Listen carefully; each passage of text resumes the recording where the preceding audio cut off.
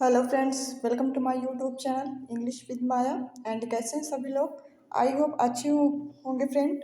तो चलिए friends, class start करते हैं। स्टार्ट करने से पहले अगर आप चैनल में नए हैं तो चैनल को सब्सक्राइब करें, लाइक करें, कमेंट करें एंड शेयर करें। तो फ्रेंड, कैसी चल रही है आपकी तैयारी, आप ज़रूर बताएं। ओके, क्योंकि टीजीटी पीजीटी का अभी तक एग्ज़ाम होना नहीं है, काफ़ी दिन अभी लगने वाले हैं, लेकिन उसके पहले आप लोग अपनी तैयारी अच्छी करते रहिए और क्लास को अटेंड करते रहिए। ओके, तो चलिए फ्रेंड्स, हम लोग वर्ड्सवर्थ के क्वेश्चन की सीरीज चला रहे हैं। इसमें हम लोग 60 क्वेश्चन को हम लोग पढ़ चुके हैं और आज हम लोग 61 से पढ़ने वाले हैं। ओके, तो अगर आपने ये सेशन नहीं देखा है तो आप प्लीज़ प्ले लिस्ट में सारी वीडियोस पड़ी हुई हैं, आप वहाँ जाके सारे वीडियो को देख सकते हैं। ओके, चलिए देख लेते हैं। यहाँ तक सारे क्वेश्चन हो चुके हैं हम लोगों के। देखिए,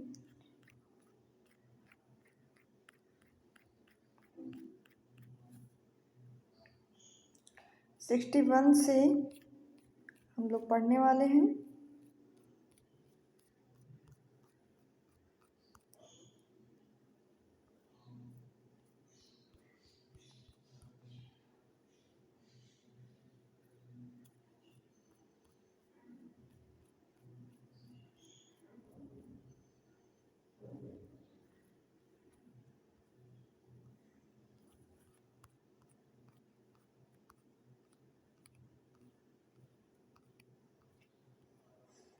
चलिए यहाँ से हम लोग पढ़ने वाले हैं। देखिए,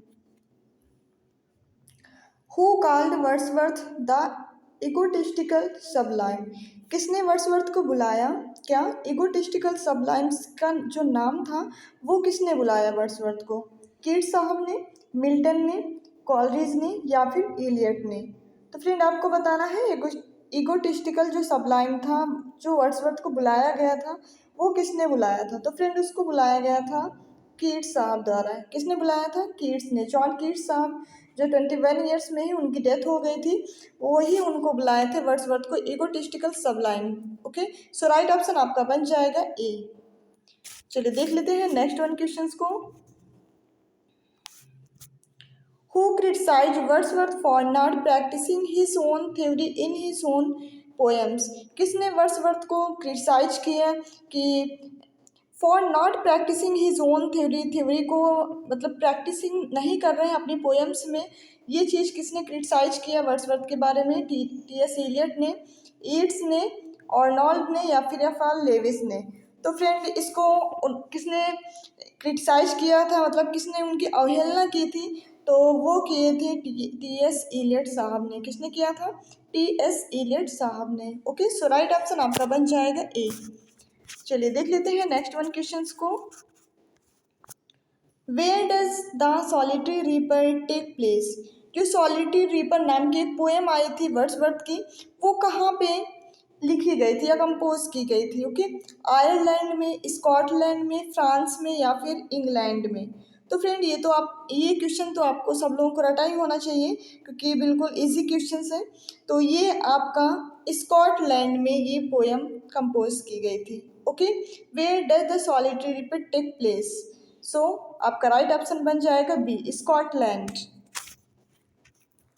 चलिए देख लेते हैं next one question. I have measured it from side to side. I have measured it from side to side. This 3 feet long and 2 feet wide. This is about an infant's grave in the poem. Name the poem.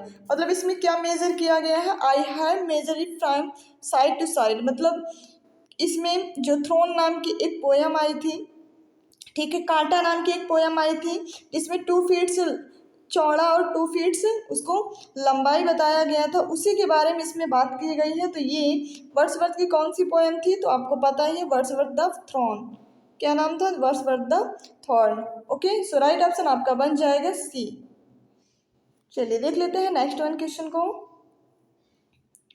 To the cuckoo. To the cuckoo is the poem by. To the cuckoo नाम की एक poem I थी, जो किसके द्वारा लिखी गई थी? कॉलरिज के द्वारा, कीट्स के द्वारा, वर्ड्सवर्थ के द्वारा या फिर शैली के द्वारा? तो फ्रेंड, आपको पता है ये फेमस पोएम है आपकी टू द कुक्कू। ये लिखी गई थी किसके द्वारा? वर्ड्सवर्थ द्वारा। किसके द्वारा फ्रेंड? वर्ड्सवर्थ द्वारा। ठीक है, विलियम वर्ड्सवर्थ थे। इन्होंने ज़्यादातर क्या लिखे हैं? पोएम्स और सनेट्स इन्होंने लिखा है। ओके, और इनकी सिर्फ एक ही प्ले लिखा गया है, वो भी कौन सा प्ले था? बॉर्डर नाम का इनका प्ले था, जिसको वर्स ट्रेजेडी के नाम से भी जाना जाता है। ओके, सो राइट ऑप्शन आपका बन जाता है सी। चलिए देख लेते हैं नेक्स्ट वन क्वेश्चंस को। We are led as sleep in body and become a living soul. In which poem of Wordsworth does this line occur? We are led as sleep in body and become a living soul. ये जो lines हैं ये Wordsworth के कौन से poem से ये lines ली गई है? ओके, इमॉर्टैलिटी ओड, टिंटर नबे, the excursion, the prelude. Okay, तो आपको पता है ये लाइंस ली गई है किससे? द टिंटन अबे, जो कि वर्ड्सवर्थ की सबसे फेमस पोएम है टिंटन अबे, और ये टीजीटी एग्जाम में सबसे ज़्यादा पूछे जाने वाला पोएम्स है। ठीक है, इसी से लाइनें काफ़ी बार ली जा चुकी हैं, और मतलब कि जो आगे आने वाला एग्जाम है उसमें भी ली जा सकती हैं। ओके, तो आप लोगों को ये जितनी भी लाइनें इसमें दी जा रही हैं, वर्ड्सवर्थ की हो गई, शेक्सपियर्स की लाइन्स हो गई, वो आपको अच्छे से याद कर लेना है। ओके, तो इसमें राइट ऑप्शन आपका बन जाएगा बी, टिंटन अबे। चलिए देख लेते हैं नेक्स्ट वन क्वेश्चंस को। Wordsworth was fill in the blanks of the 5 children's born to John Wordsworth and Ann Cookson. जो वर्ड्सवर्थ साहब थे उनके जो पिता थे जॉन वर्ड्सवर्थ, उनकी माँ अन कॉक्सन थी, उनके कितने बच्चे थे? और उनके थे 5 चिल्ड्रन, मतलब 5 बच्चे थे। 5 बच्चों में से जो वर्ड्सवर्थ साहब थे वो किस नंबर के थे?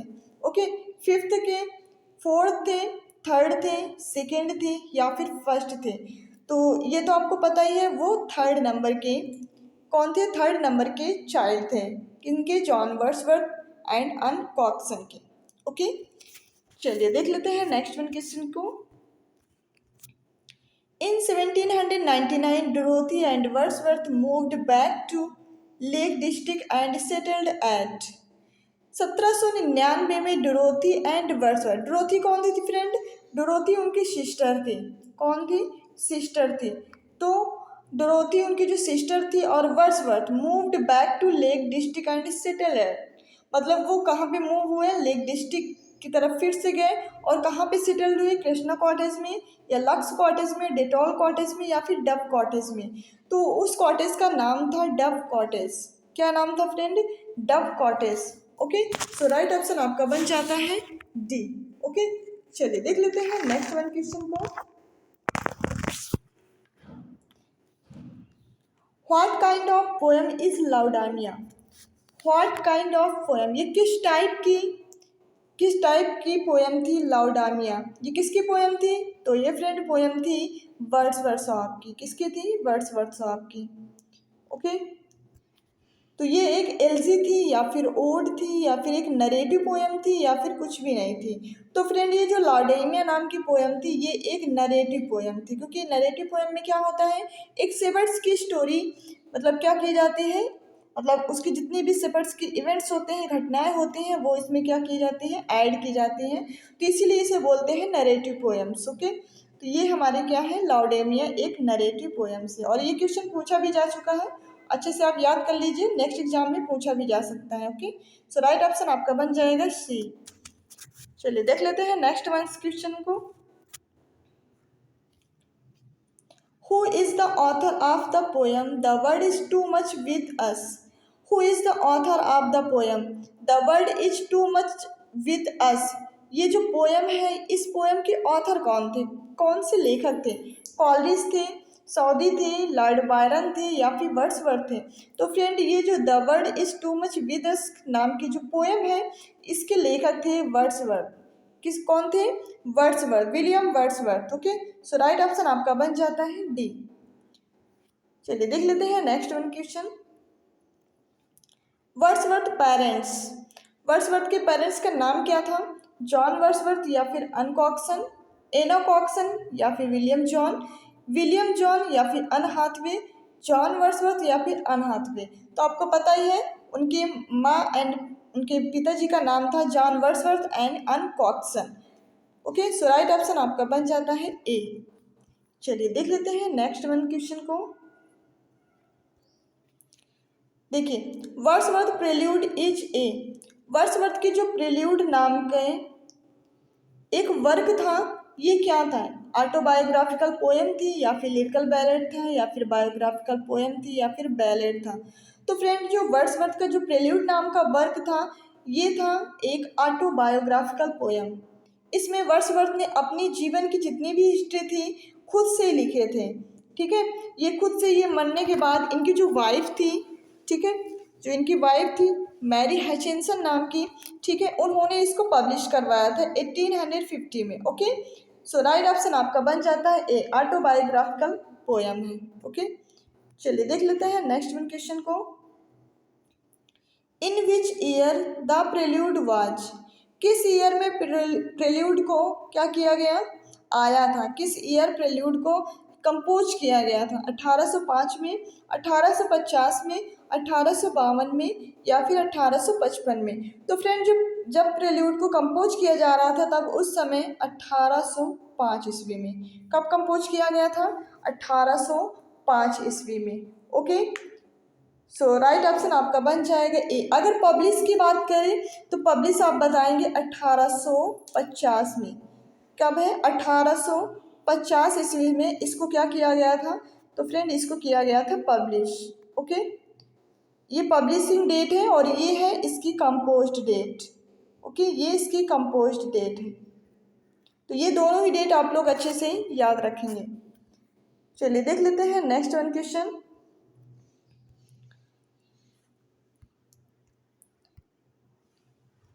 देखिए, what metre is typical sonnet written in, what metre is typical sonnet written in, जो टिपिकल सनेट लिखी जाती है वो कौन से मीटर पे लिखी जाती है? Okay, spondaic metre, iambic tetrameter, iambic trimeter, या फिर आयम्बिक पेंटामीटर? तो फ्रेंड, जितनी भी टिपिकल सनेट्स होती हैं वो लिखी जाती हैं आयम्बिक पेंटामीटर पे। किस पे लिखी जाती है? आयम्बिक पेंटामीटर पे। सो राइट ऑप्शन आपका बन जाता है डी। ओके, चलिए देख लेते हैं नेक्स्ट वन क्वेश्चन को। Our birth but a sleep and forgetting, our birth but a sleep and forgetting, ये जो लाइन्स है ये किससे ली गई हैं? प्रेल्यूड से, इमॉर्टैलिटी वोड से, या फिर टिंटरनबे से, या फिर डिजेक्शन एंड ओड से? तो फ्रेंड, ये जो लाइनें ली गई हैं ये वर्ड्सवर्थ की पोयम इमॉर्टैलिटी ओड से ये लाइनें ली गई हैं। Our birth but a sleep and forgetting. Okay, so right option आपका बन जाता है बी। चलिए देख लेते हैं नेक्स्ट वन क्वेश्चन को। In which of poems does Wordsworth record his impressions of manufacturing district of northern England?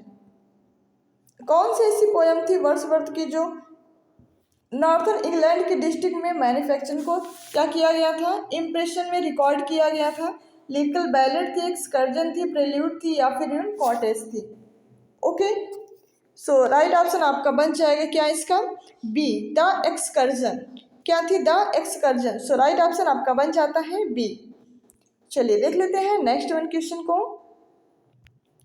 Who among the following has written Peter Bell, कौन से राइटर ने पेटर बेल नाम की पोयम लिखी थी? वर्ड्सवर्थ एंड मिल्टन साहब ने, या फिर कॉलरिज ने, या फिर वर्ड्सवर्थ ने, या फिर मिल्टन ने? तो फ्रेंड, पेटर बेल नाम की जो पोयम थी वो लिखी गई थी वर्ड्सवर्थ द्वारा। कौन से राइटर द्वारा? वर्ड्सवर्थ द्वारा। सो राइट ऑप्शन आपका बन जाएगा सी। चलिए देख लेते हैं next one question. Thou hast a voice whose sound was like the sea, pure as the naked heavens, majestic free. ये जो लाइनें हैं, Thou hast a voice whose sound was like the sea, pure as the naked heavens, majestic free. ये लाइनें किससे ली गई हैं? जॉन मिल्टन साहब की पोएम से, ठीक है, या फिर वर्ड्सवर्थ, या फिर गल्सवर्दी, या फिर शेक्सपियर? तो फ्रेंड, ये ली गई है वर्ड्सवर्थ के पोएम से। ओके, सो राइट ऑप्शन आपका बन जाता है बी। चलिए देख लेते हैं next one question. Wordsworth spent his childhood among, Wordsworth ने अपने बचपन में किसके साथ अपना टाइम स्पेंड किया है? प्रीस्ट के साथ, स्कॉलर के साथ, शेफर्ड के साथ या फिर फार्मर के साथ? तो फ्रेंड जब वर्ड्सवर्थ छोटे थे बचपन में उन्होंने शेफर्ड्स के साथ अपना टाइम ज़्यादातर स्पेंड किया है। ओके, सो राइट ऑप्शन आपका बन जाएगा सी। चलिए देख लेते हैं नेक्स्ट वन क्वेश्चन को। Wordsworth affairs with Annette Vallon inspired to write a poem.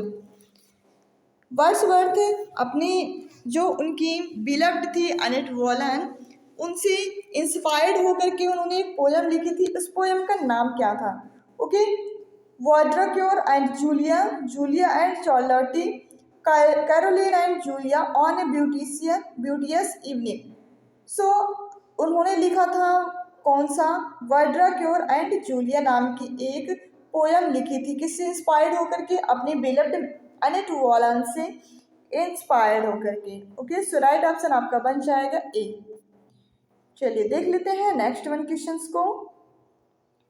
William Wordsworth wrote a सनेट।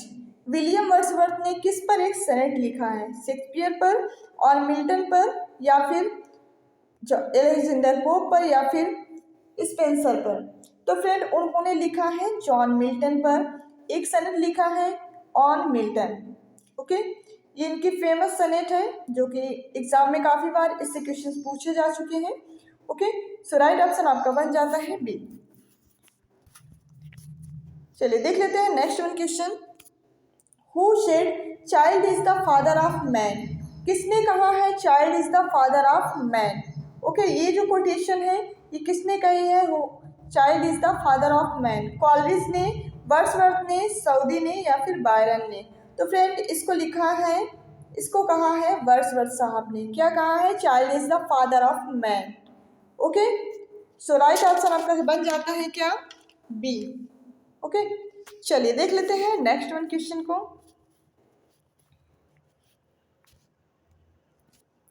Scorn not the sonnet critic you have frowned mindless of its just honors with this key। ठीक है, Scorn not the sonnet critic you have frowned mindless of its just honors with this key। ये जो lines हैं ये किसके लिखी गई हैं? ठीक है, हाइजलिक साहब से, या फिर वर्ड्सवर्थ, या फिर ड्राइडन, या फिर मिल्टन। तो फ्रेंड ये स्कॉर्न नॉट सनेट नाम की एक पोयम है, वो लिखी गई है वर्ड्सवर्थ द्वारा। किसके द्वारा? वर्ड्सवर्थ द्वारा। ओके, सो राइट ऑप्शन आपका बन जाता है बी। चलिए देख लेते हैं नेक्स्ट वन क्वेश्चन को। Who said the poet is a speaking to man. किसने कहा है the poet is a speaking to man? Okay, Coleridge ने, टी.एस. एलियट ने, वर्ड्सवर्थ ने, या फिर सैमुअल जॉनसन ने? ओके, तो इसका राइट ऑप्शन आपका बन जाएगा क्या?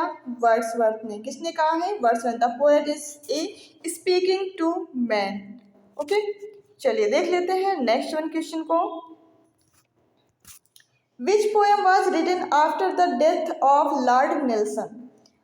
लॉर्ड नेल्सन की डेथ के बाद कौन सी पोएम लिखी गई थी? Okay, leech gatherer, character of happy life, character of the happy barrier, या फिर नन? तो फ्रेंड तब लिखी गई थी एक पोएम थी character of the happy barrier नाम की।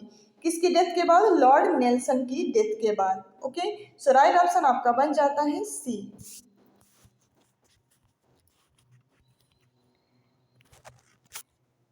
The world is too much is the poem published in. The world is too much with us जो नाम की पोएम थी वर्ड्सवर्थ की, वो कब पब्लिश हुई थी? तो फ्रेंड वो पब्लिश हुई थी 1806 में। कब पब्लिश हुई थी फ्रेंड? 1806 में। सो राइट ऑप्शन आपका बन जाता है ए। चलिए देख लेते हैं next one question. The poem mutability was published in. Poem कौन थी? मुटेबिलिटी नाम की पोएम थी, ये भी वर्ड्सवर्थ साहब द्वारा लिखी गई थी। ये कब पब्लिश हुई थी? 1830 में, या फिर 1820 में, या फिर 1821 में, या फिर 1823 में? तो फ्रेंड ये पब्लिश हुई थी 1821 में। कब पब्लिश हुई थी? 1821 में। सो राइट ऑप्शन आपका बन जाएगा सी। ओके, चलिए देख लेते हैं next one question. We are pressed by heavy law. We are pressed by heavy law, ये जो कोटेशन है ये किससे ली गई है? We are pressed by heavy law, the fountain से, द सॉलिटरी रिवर से, टू मिल्टन से, या फिर किसी से नहीं। तो ये जो कोटेशन है फ्रेंड, तो ये कोटेशन ली गई है द फाउंटेन से। ये भी वर्ड्सवर्थ की एक पोयम है, द फाउंटेन। ओके, तो उसी से ये कोटेशन ली गई है। We are pressed by heavy law. So right option आपका बन जाएगा ए। ओके, चलिए देख लेते हैं next one question. It was an act of stealth and troubled pleasure. This is about an episode in Prelude. Which episode? It was an act of stealth and troubled pleasure. This is about an episode in Prelude. Which episode? है ना। तो ये जो लाइनें हैं ये किस episode से रिलेटेड थी? बोटिंग एपिसोड से, या फिर रिवर एपिसोड से, या फिर रिंग एपिसोड से, या फिर नन से? तो फ्रेंड ये रिलेटेड थी बोटिंग एपिसोड से। किससे? बोटिंग एपिसोड से। सो राइट ऑप्शन आपका बन जाएगा ए। ओके, चलिए देख लेते हैं नेक्स्ट वन क्वेश्चन को। ये है आप आज का last question. Coleridge was Wordsworth friend, he died in. Coleridge के जो फ्रेंड थे, मतलब जो वर्ड्सवर्थ के फ्रेंड कोलरिज थे, उनकी डेथ कब हुई थी? ठीक है, 1835 में, 1836 में, 1834 में, या फिर 1839 में।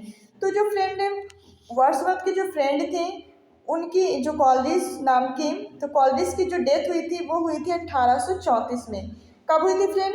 1834 में। ओके, सो राइट ऑप्शन आपका बन जाएगा सी।